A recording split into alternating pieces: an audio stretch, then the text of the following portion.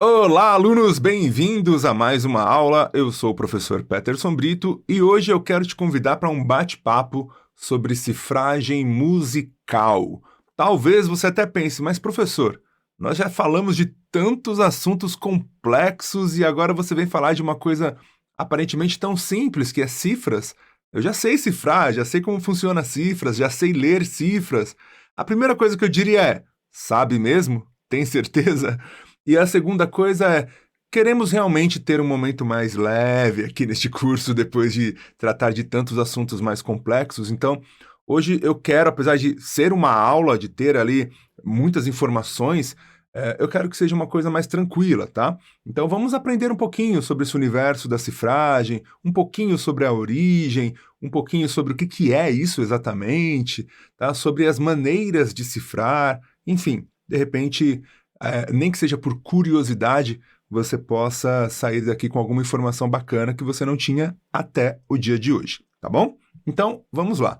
Para começar, vamos definir o que seria cifragem em música. Na verdade, o que seria cifragem de uma forma geral? De uma forma geral, de acordo com o dicionário, fui lá pesquisar no dicionário para trazer para vocês essa informação. Cifragem é o processo de conversão de um texto claro para um código cifrado. Portanto, cifragem é o ato de cifrar. Ou seja, quando você cifra uma música, você está realizando uma cifragem. Tá? Se você não usava a palavra cifragem, está aí uma nova palavra para o seu vocabulário. O processo contrário da cifragem é a decifragem.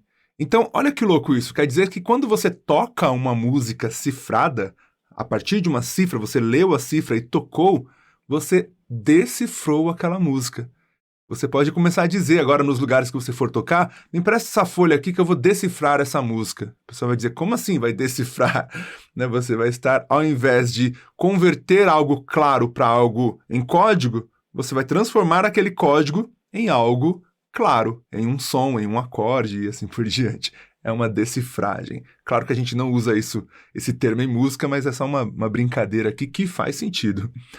Então, no sentido geral, cifrar significa resumir, sintetizar, reduzir. E isso sim faz muito sentido. Resumir, sintetizar, reduzir. E por que faz muito sentido? Agora, trazendo ainda mais para a nossa realidade musical, olha o que cifrar em música quer dizer. Basicamente, a gente substitui todas essas informações que você está vendo aí, ó, um pentagrama, uma clave de sol ou outra clave, notas empilhadas uma em cima da outra, tudo isso aqui que também são códigos, a gente reduz, sintetiza para um C, a letra C. Então, olha como cifra é importante. Eu vejo algumas pessoas menosprezarem a cifra, pessoal do erudito aí, ó, nada contra, mas não menospreze a cifra. A cifra veio para ajudar nós, seres humaninhos, a conseguir fazer o que é mais importante, que é o som, que é a música, de uma maneira mais prática, mais rápida, veio para facilitar a nossa vida. E, de fato, então, a cifragem faz isso, o processo de cifrar, tá? Reduzir todo esse monte de informação, que nem é tão claro assim. A gente viu na definição que cifrar significa transformar algo claro em algo, em algum código.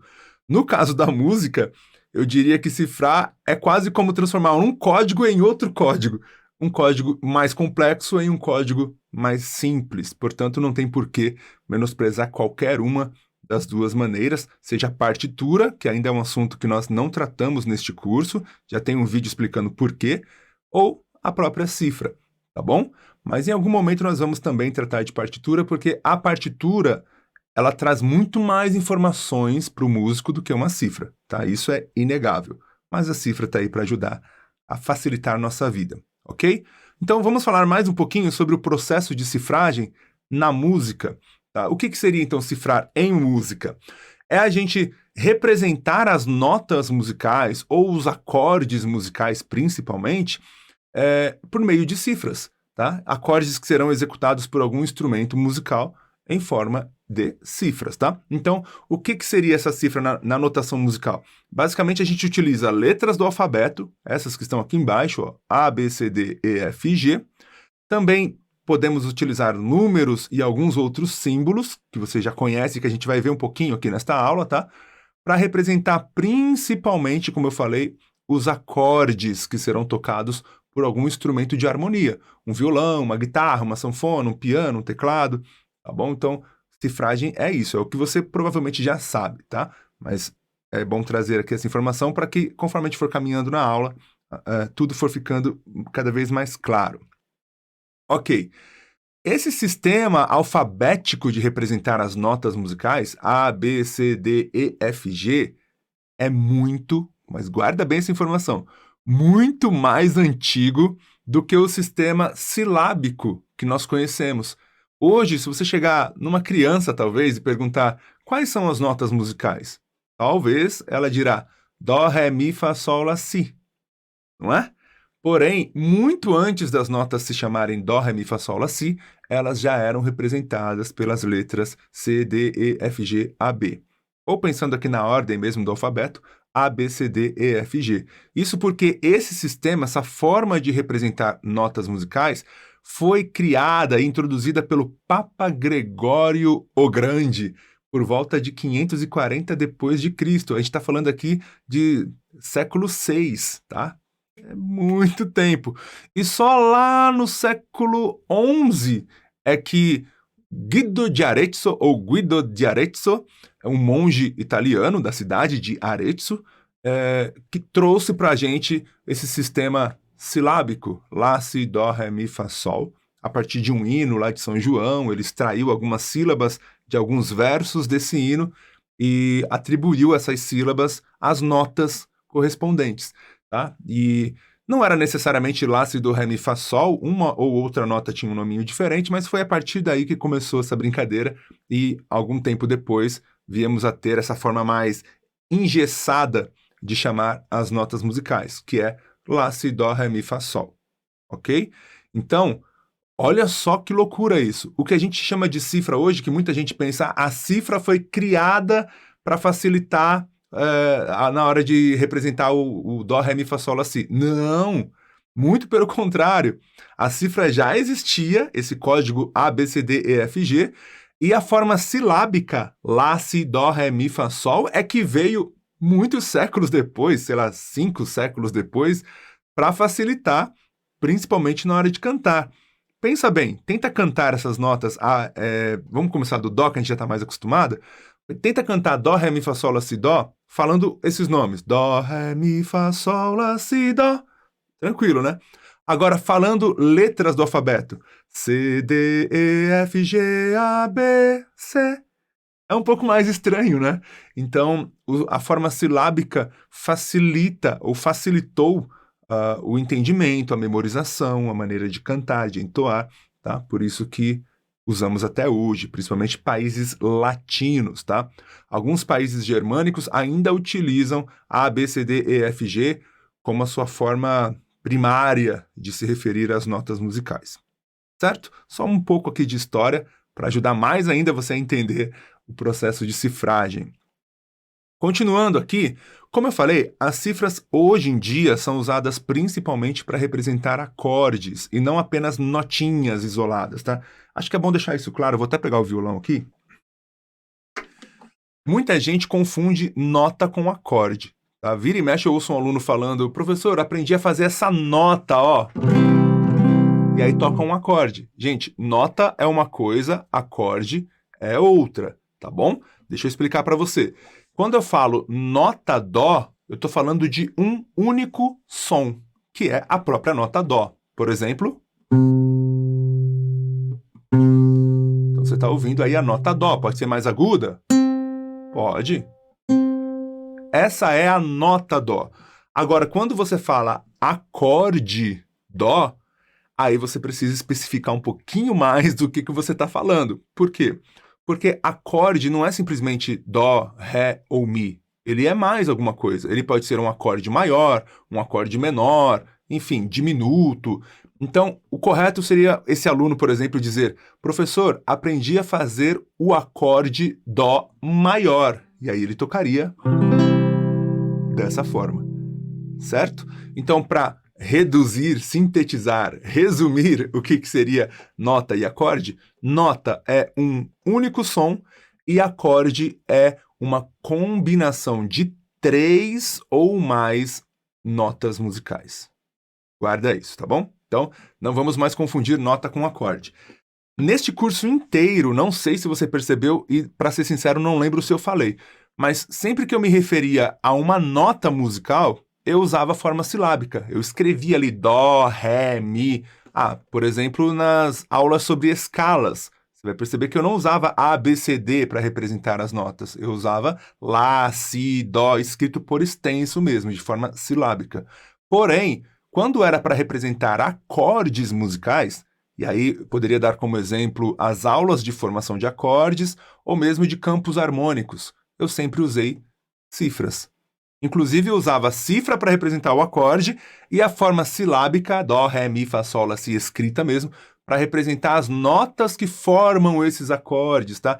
Então, neste contexto aqui do nosso curso, eu sempre tentei deixar clara a diferença entre nota e acorde, tá? Representando acorde com cifra e nota com a forma alfabética não, silábica mesmo, dó, ré, mi, fá, sol, lá, si, por extenso. Tudo bem?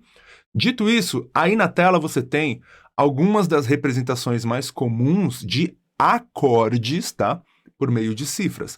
Quando nós temos apenas A, B, C, D, E, F, G, tudo em maiúsculo, estamos representando acordes maiores. Se quisermos representar acordes menores, aí nós usamos um M minúsculo aqui na frente da letra correspondente. Esse M minúsculo, em quase todos os contextos musicais, vai representar menor, tá? O termo menor. E quando é maior, ou não vai ter nada na frente, ou vai ter um M maiúsculo, tá? Que é o caso aqui de acordes maiores com sétima maior. Então, nós temos a letra sozinha, indicando que é um acorde maior, o número 7, que é a sétima, e o M maiúsculo, indicando que essa sétima é uma sétima maior. Tudo bem? Poderia ser também acordes menores com sétima. Olha só, agora nós temos, por exemplo, aqui a letra A e um M minúsculo, portanto, Lá menor. E esse 7 é uma sétima menor também, mas a gente não costuma dizer que ela é menor, a gente só fala sétima.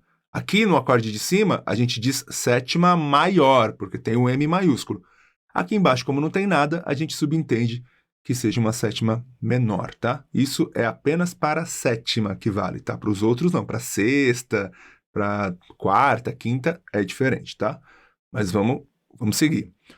Quando nós queremos representar um acorde diminuto na cifra, usamos esse símbolo que é tipo um grau. Sabe quando a gente vai representar graus Celsius? Inclusive tem aqui o dó diminuto, parece a representação de graus Celsius, né? Então, esse símbolo é o símbolo para acordes diminutos. Quando nós cortamos esse grauzinho, essa bolinha que fica ali em cima, nós representamos o acorde meio diminuto. É até engraçado, mas é isso mesmo. É a representação de um acorde meio diminuto, porque o símbolo do diminuto é cortado no meio. Tá? Em algum momento, eu acho que eu já devo ter falado sobre isso em alguma aula, mas dá até para falar de novo sobre por que tem essa questão da bolinha cortada para acordes diminutos e meio diminutos. E quando o acorde é aumentado, nós temos a letra correspondente ao acorde e esse sustenido 5, indicando que a quinta é aumentada, certo? Então tá aí alguma das principais formas de representar os principais tipos de acordes. Tudo bem? Outra coisa importante, sustenidos e bemóis. Na partitura, o sustenido e o bemol vêm antes da nota. Porém, na cifra, vem depois. Então, a gente quer formar, por exemplo, um dó sustenido. Primeiro colocamos a letra C, que equivale à nota dó, e depois o símbolo do sustenido. Como se fosse uma leitura mesmo da esquerda para a direita. Dó sustenido, Ré sustenido. Então, D sustenido, F sustenido, que é Fá sustenido. G sustenido, que é Sol sustenido, e assim por diante. O mesmo serve para o bemol. Tá? Primeiro vem a letra correspondente àquela nota ou acorde e depois o B minúsculo ali, o símbolo B minúsculo, desculpa, o símbolo do bemol. E eu sei que isso aqui é bem óbvio, provavelmente para você, a não ser que você tenha caído de primeira aqui nessa aula, mas segue comigo que tem algumas coisas que a gente vai falar aqui que vão ser legais. Começando agora. Quais são as problemáticas de um sistema de cifragem hoje? Vou dizer hoje, né, mas isso é de longa data. Primeiro, não existe uma maneira única aceita no mundo todo de cifrar um determinado acorde.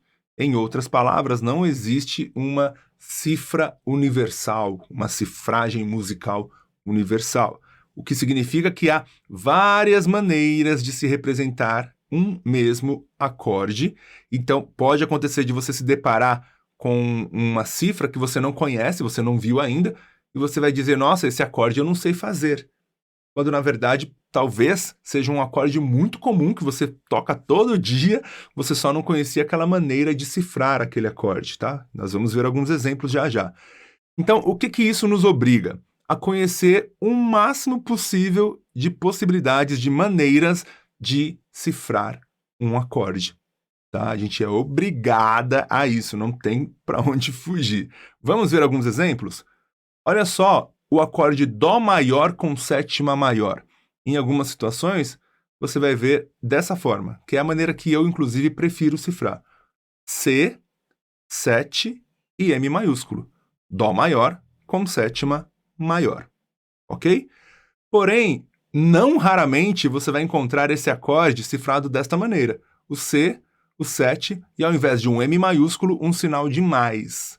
Tá? Aparece muito por aí esse acorde dessa forma.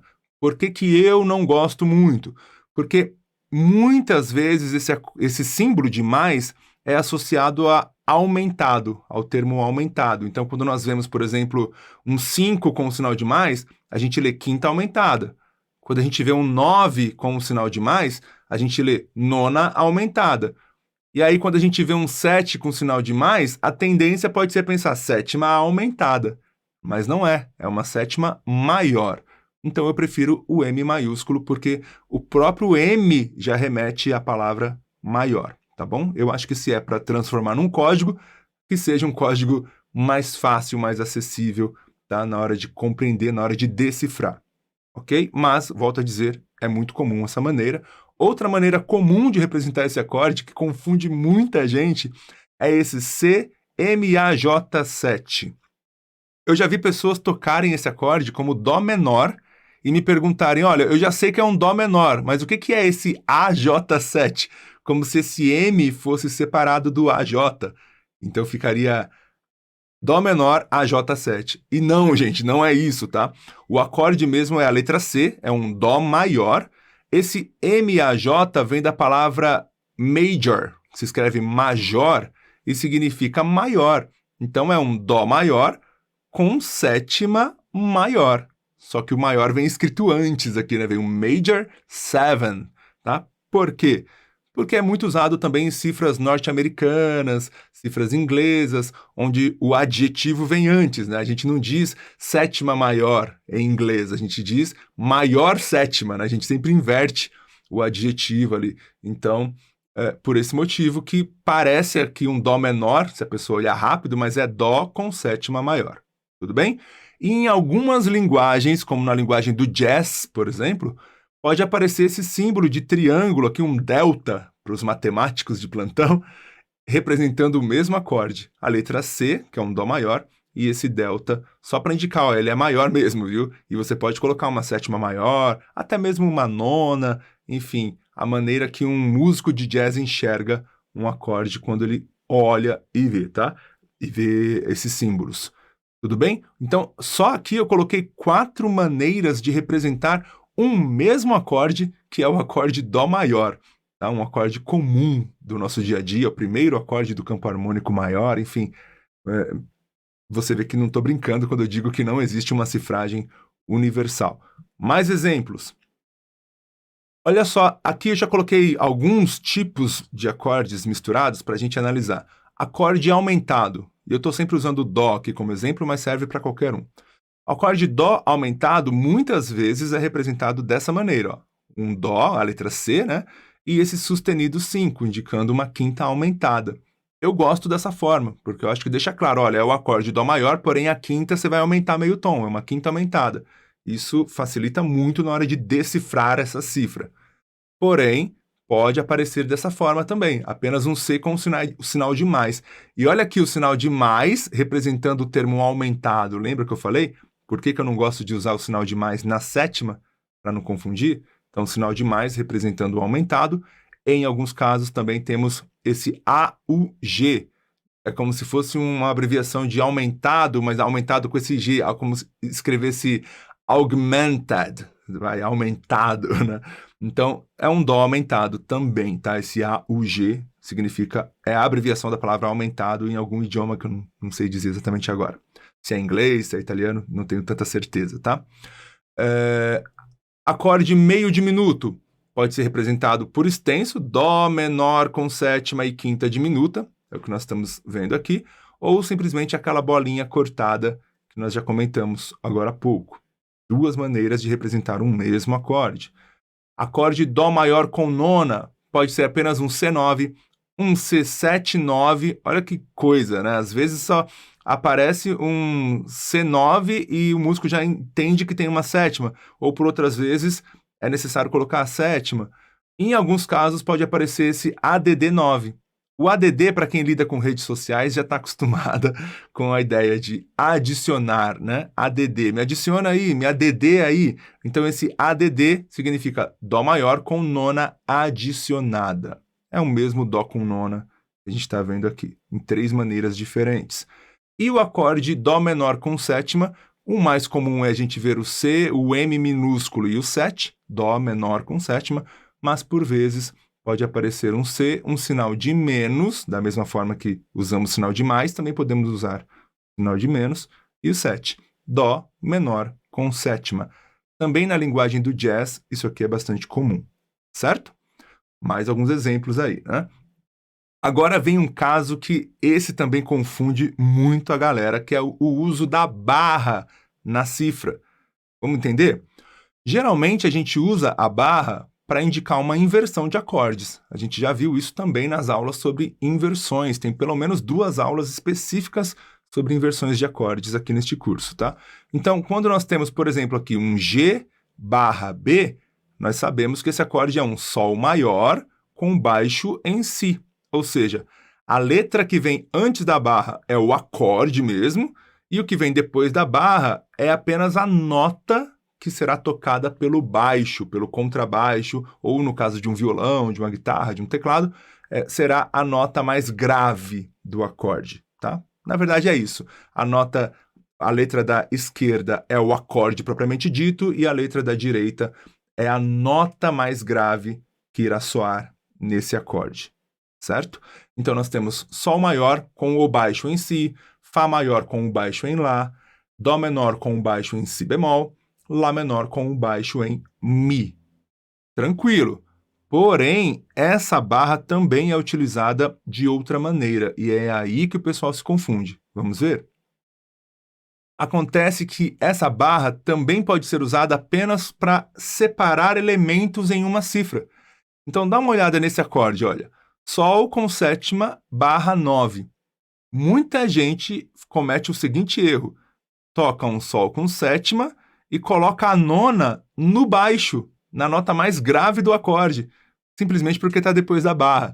E não, gente, não é isso que essa cifra significa. Aqui significa Sol com sétima e nona, pura e simplesmente. É a própria nota Sol que vai estar no baixo, tá? A barra só está separando elementos aqui. Então, é um Sol com sétima e também uma nona. Mesma coisa aqui embaixo, ó, Fá com sétima, nona e 13ª.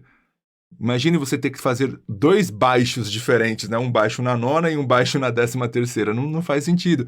Então, a barra só está separando os elementos. Na verdade, isso é um Fá com sétima, que também vai ter uma nona e também vai ter uma 13ª. O baixo não muda, o baixo ainda é a nota Fá.